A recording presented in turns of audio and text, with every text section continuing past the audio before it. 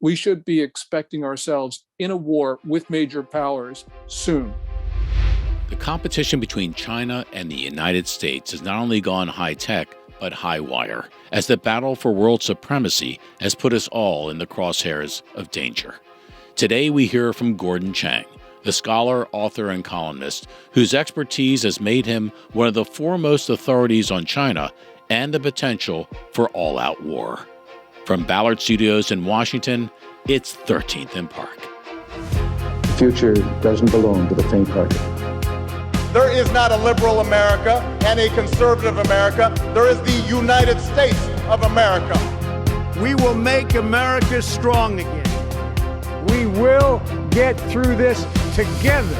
I can hear you, the rest of the world hears you, and the people who knock these buildings down will hear all of us soon. Gordon, welcome to the show. I think it's fair to say China is on everyone's minds these days, and as many would say, the clock is tick-tocking. I couldn't resist. Okay, but to bring it down to a more serious level, Justin, take it away. Sure. Gordon, thanks for being with us. Can you characterize for us the nature of the relationship between the U.S. and China right now? Because recently it seems like the Biden administration wanted to get back to some type of quote unquote normal détente of some kind. But how would you characterize the relationship between the two countries at this moment in time? Well, thank you, Justin and Adam. The relationship is deteriorating, as people say, but I think that means we're becoming more realistic. China is pushing us in directions that we do not want to go, and we are starting to understand the maliciousness, and we're starting to understand the time frame. Adam talked about tick-tocking. We're running out of time, and we can see some very disturbing developments in China, which indicates that we don't have the time that we would like in order to prepare ourselves to defend not only the United States, but our friends and allies. Well, you made an observation recently. You talk about things to be fearful of, that in the Chinese military, many of its military leaders who are considered anti-war are now being somewhat replaced by those that are more hawkish. Is that just a purposeful sign of warning to the West, or is this all but a setup to be able to go to war, if necessary, to fulfill their ambitions? This is certainly another sign that China wants to go to war. With the purge of former Air Force General Liu Yaozhou, who was basically counseling everyone not to go to war over Taiwan. And by the way, he was considered to be a hawk. But with his purge and the purge of other officers who don't feel that China should go to war, that's an indication that China will go to war. And that comes on the top of other things that we have seen. And it's not just the breakneck military buildup, it's also the regime trying to sanction-proof itself. We see stockpiling of grain and mobilization of China's civilians for war. So you put all that together, and it indicates that this is a regime that does believe that it will be fighting in the not-too-distant future. So, Gordon, Taiwan's been in the headlines a lot in the last couple of months. Do you think that this, we'll call it this military buildup, in part has a short-term goal, which is to be prepared to go across the strait to take back Taiwan? Well, Xi Jinping talks about taking back Taiwan. He's now starting to put a time frame on it. He says this is a problem, quote unquote problem, that cannot be passed down from generation to generation. They're talking about absorbing, annexing Taiwan in the new era, quote unquote. And new era is meant to signify during Xi Jinping's reign at the top of the political system. So there is a new sense of urgency in China. And that's coupled with also China facing simultaneous crises at home, which it has no answers for, except perhaps to go to war. So, you put all that together, and it's indication that China will be, one way or another, for one reason or another, will be fighting. How closely, Gordon, is China watching the war in Ukraine, and what lessons is China taking from the war in Ukraine in terms of a potential conflict over Taiwan? And two, is, in your view, the U.S. policy towards Ukraine right now the right policy vis-a-vis China's observation of how we're supporting Ukraine in that conflict? I think that China views the war in Ukraine as a proxy war. And of course, it's Ukraine versus Russia on the battlefield. But I think they see it in broader terms, that this is really China versus the US. And the lessons they're learning, we're Americans, so we like to be optimistic. And our takeaway from this is that China has seen Russia's difficulties in Ukraine. And so that has given China second thoughts about invading Taiwan. That could be true, but I also think that they are seeing, first of all, the breakdown in deterrence that permitted Russia to invade Ukraine in the first place. And also, they're seeing the inability of the US to enforce sanctions to affect Russia. Well, we've affected Russia, but Russia can still get the resources to prosecute the war. And I think the Chinese see that as well. So on balance, my sense is that this war has continued to erode deterrence, not build it up. Our policy should be for victory for Ukraine, expelling Russia from all Ukrainian territory. Now, I know that sounds dangerous. It could lead to a nuclear exchange, but we got to remember that there are no safe options right now. Everything is risky, and everything is risky because disastrous Biden policies and disastrous policies before him have permitted Russia to take Ukraine. Go back to 2008 when George W. Bush did nothing about Russia breaking apart Georgia. 2014, Putin taking Crimea. So this has taught the Russians that they can do what they want. And also we are seeing Putin's threats to use his nuclear weapons actually preventing the Biden administration from adopting more robust policies. That's another thing that China's probably taken away from the war in Ukraine.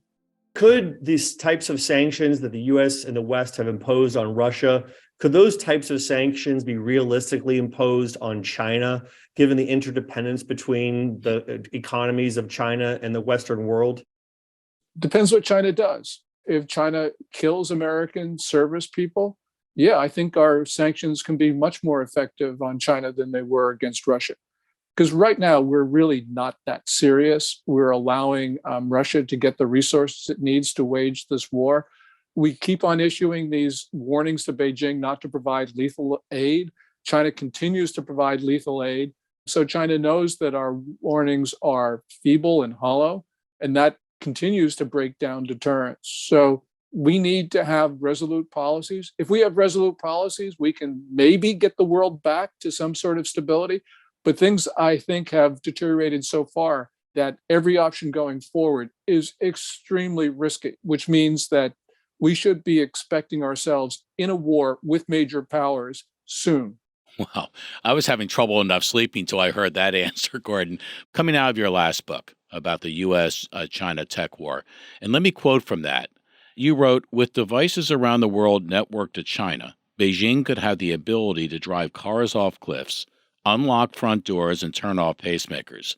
In the first moments of a war, Beijing could literally see into most corners of the world." Do you think that people across the world have any sense of that China has already inculcated itself through technology to a degree where they're already starting to exercise some control in other parts of the world, and that could be militarized, God forbid, if we ever got to that point?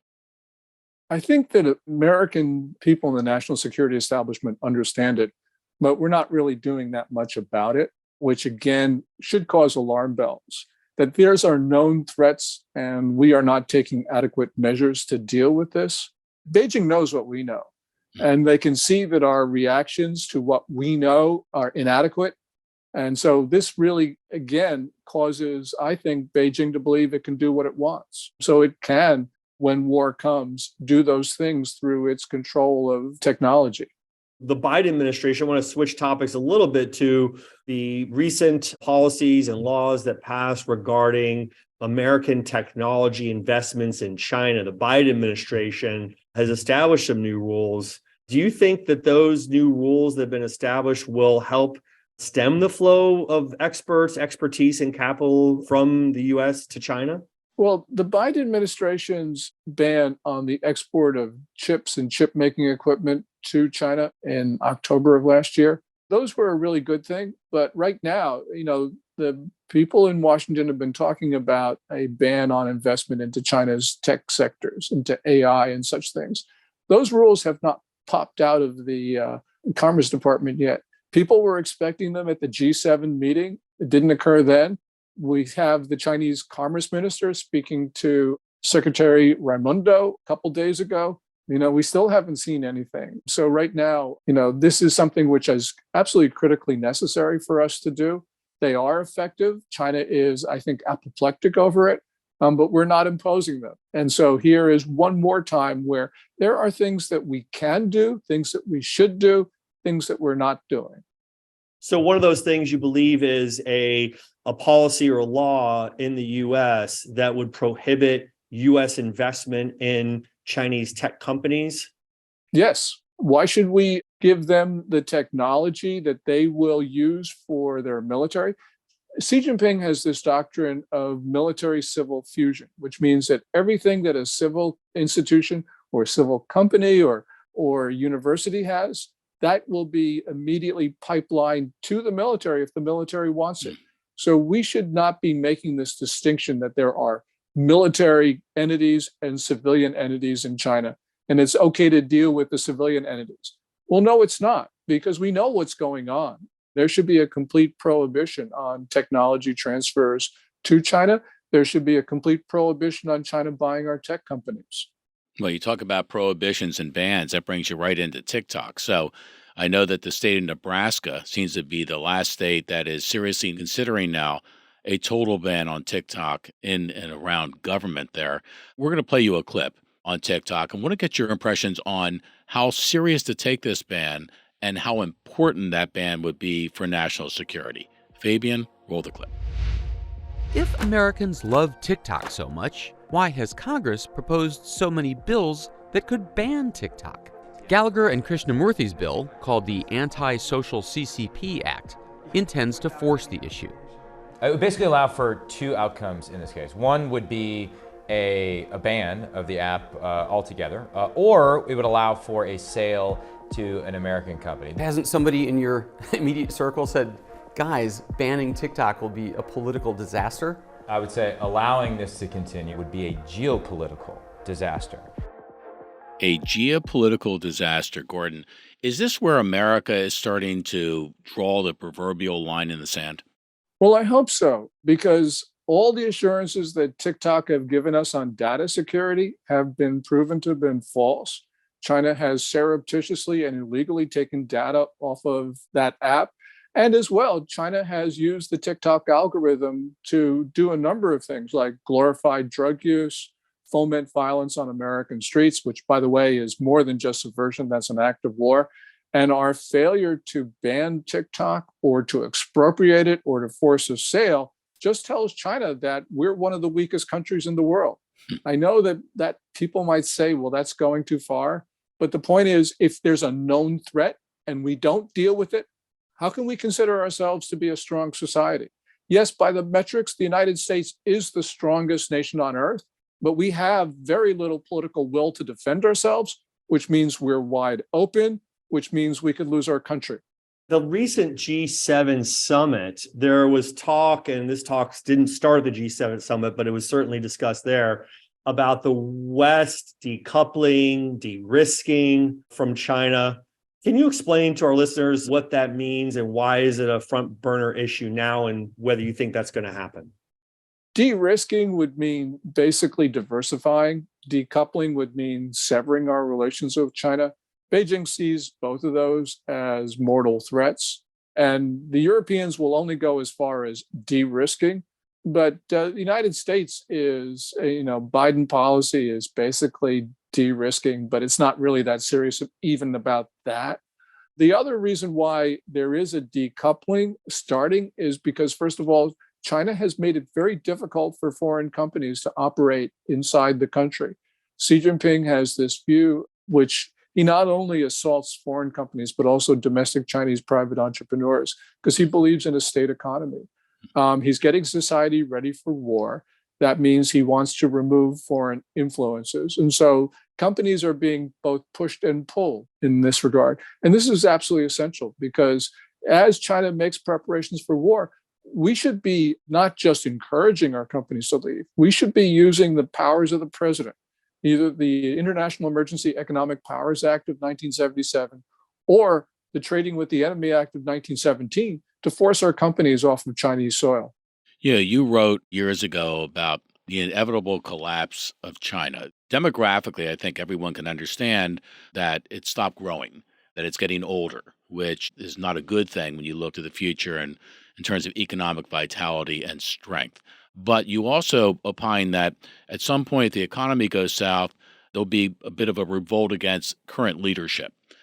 Do you think we're any closer to that moment now?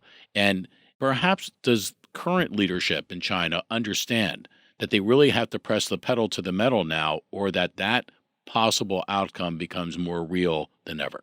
In 2001, I predicted that the Communist Party would fall in a decade. So I'm obviously out of time. But we are seeing those factors that I talked about and others that are pressing the regime. I mean, there are simultaneous crises. You got continuing debt defaults, plunging property prices.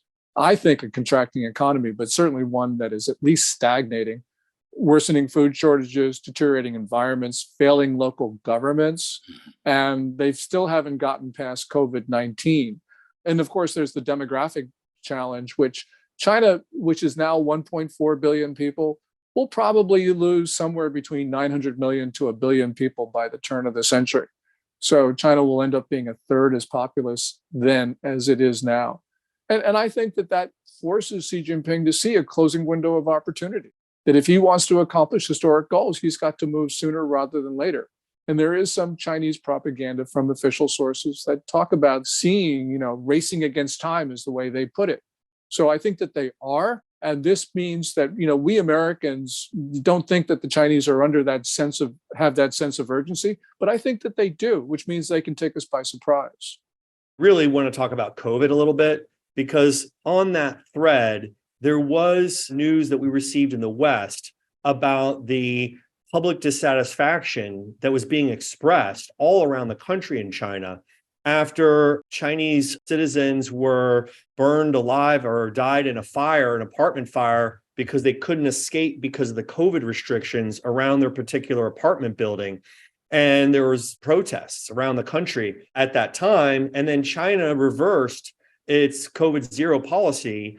And it's a much different environment now in terms of how China is addressing COVID. But the question I have for you is, how much has the COVID zero policies and then the subsequent reversal of those policies undermined, if at all, the legitimacy of the Chinese government? The answer is a lot. And we saw those extraordinary protests starting in the end of October. And then the fire you mentioned on November 24th. That has had, as you point out, in the early part of December, China completely abandoned zero COVID, now has a let it rip policy. What that has done is, of course, it's relieved the irritations of being locked down, but people in China are asking the question, well, if we now have a let it rip policy, why did we suffer for 3 years under the draconian zero COVID policies of Xi Jinping? And this is not just poor people. I mean, the privileged are asking this question as well. Song Dongdong, who is a famous Chinese actress whose family is well connected politically, took to the airwaves in December with a rant on a radio hotline because her mother had died, because her mother couldn't get timely medical assistance because of the zero COVID rules. And that shows you that this anger is top to bottom in Chinese society. Now you have protests across China because municipalities can't pay for basic social services because they paid for 3 years of draconian zero COVID. So China hasn't gotten past it. And now they've got a new variant there. They're expecting 65 million cases a year. We don't know where this is going to go, but COVID is, resilient. And the Communist Party's policies have been disastrous. Right. And the reason I ask is that we've seen the effect of COVID policies in the United States in terms of what some blue states have done, so-called blue states, so-called red states have done. And it's really impacted the US political system. And even though it's a much different political system in communist China, I think their government is grappling with many of the same issues in terms of the COVID policies being questioned so publicly by so many prominent people and not prominent people around the country. Is China going to be a front burner issue in the 2024 presidential campaign? Should it be a front burner issue? And what about the China piece of this will get the most focus? Well, it should be. I don't do domestic politics, but one thing we have seen, though, is that China has been pressing the United States and other countries. So it's going to make itself, I think, an issue. It's going to go beyond, the Hunter Biden laptop and payments to the Biden family. But it's actually going to be payments to across the American political system. So this is something which we Americans should talk about, because this is not just a Biden problem or a Democratic problem or a liberal problem. This is also a conservative Republican problem. It goes across the board. If a country like China has some of these trends right now, and if they decide to go to war against Taiwan, and if the US and the Western world decides to enforce legitimate and real economic sanctions, isn't that a cost that could be too great for the Chinese government to contemplate, given the fact that they're being questioned on their COVID policies, given the fact that their economy is probably going to grow slower than it's grown in many years? Or not grow at all. Or not grow at all. Right. I mean, those are interesting dynamics at work between the economy and COVID, and then kind of economic sanctions layering that on top. What do you think about that? The Chinese economy, just in general, to start out with your basic point, it might be growing now, but if it is, it's minimal growth. And as we saw at the beginning of the year, it certainly was contracting. The recovery that people saw, the post-COVID bounce, has not really materialized. Even some official numbers have been actually very, very disappointing to the financial community. And I think that certainly weighs heavily on Xi Jinping's mind. Now, how he operates is very different than the way we operate, so it's hard to figure out exactly how these incentives affect him. But we shouldn't put it past him that he believes that war is his only real practical option. Remember, he's changed the Chinese political system so that he is at risk politically. He's responsible. He inherited a consensus system. He's now grabbed power, so he's grabbed accountability. He knows he's at risk. And so he very well may think that, he's going to go down anyway, see if he can get himself out of it by, rallying the Chinese people with a foreign enemy. There are so many dangerous things right now that you can point to. We don't know how they'll work out, but we need to be prepared. And in Washington right now, we don't have that sense of urgency that's required. Thanks for joining us today. Great insights. Keep writing, keep speaking out, keep informing America and the rest of the world about what this is all about and why it means, bottom line, the future of the world in terms of its security and its peace. Well, thank you, Adam, and thank you, Justin. Well, Adam, we've had a few guests talk about China, and Gordon has some really unique insights that he shared with us. And I think the one that is really, to me, the most interesting, although all of it was interesting, was just this whole debate over TikTok. It's an app that millions of Americans use regularly. It's a social phenomenon. It's one of the social apps that's growing fastest in the United States still to this day. Yet its owned parent company is a Chinese company. And as you heard Gordon explain to us, the Chinese government kind of views everything as theirs. The Chinese Communist Party views everything as theirs. So if they ever decided they needed to use the data that's being collected on Americans for their own purposes, they have every right to do it under the Chinese system. So I think this is a coming clash. We've seen certain states already start to ban TikTok in certain ways. And we have to wait and see what Congress ultimately decides that they want to do, and the Biden administration decides that they want to do. Donald Trump said he wanted to do it. There are people on the left that want to do it. So it's interesting. There's bipartisan consensus on it. But to take away that app from people that use it on a regular basis, I don't think there's any precedent for it in American politics. It's like someone gives you a gift and now they want it back, right? That's the problem with taking away TikTok. But the reality of TikTok is frightening. When you think about it is essentially a government-controlled, Chinese-owned and government-controlled entity, and they have made it very clear what they want to do.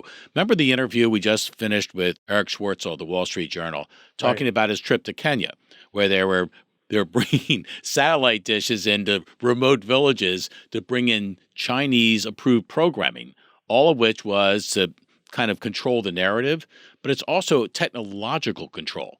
They are trying to get a technological iron grip on the world.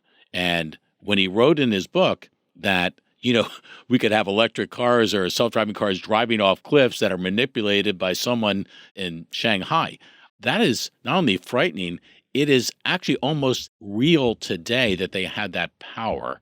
And I think it's important that the first war, in a way, is probably not going to be, we hope, it's not going to be a military one. It's going to be a technological one. It's going to be a digital war in terms of communications and the ability to control messaging, the ability to control what people see and read and hear. That's, to me, is the true power of TikTok in terms of manipulating the algorithm so that you view certain kinds of stories and don't get to see other kinds of stories. The ability to edit what people see, read, and listen to is extremely powerful. Any government would want to have that power over any of its competitors, countries, citizens. And China now has that on the US. One big takeaway is at the very end of that interview, when he talked about how the chairman, the ruler of the Communist Party today in China, is on the hot seat. He has basically taken power onto himself and away from the collective, and now it's up to him to prove whether or not he deserves that. And if he's seen as less deserving, he's in trouble. Right. It's all on him. I mean, that's a great point. There's no one to blame. There's no one to point fingers at. And I just think it's just an interesting time right now in China because of COVID. They're dealing with it domestically. Obviously, the world knows that it started in China and came to the rest of the world that way. And their alliance with Russia and the war in Ukraine has definitely affected their perception around the world. Their economy is barely growing, if at all. So, that was the basis of the question that I asked him at the very end, is that while Xi Jinping has created all this power to himself, at the same time, the underlying dynamics of China are probably weaker now because of COVID and because of the economy and what's going on in their population demographically. So it's a conundrum, I think, for him as a leader, because the dangerous part about this is because it's all on him, he may try to do something to become more popular of a nationalistic type of policy. There you go. For some reason, he's saying that. I'm thinking Vladimir Putin. So Putin's looking for, we think, legacy, right? He wants to go out in a big, big way, and he's willing to take a lot of people with him, right? I worry that the leader of the Chinese Communist Party is now moving into the same place where he's going to have to really deliver in a big way, or he's on his way out.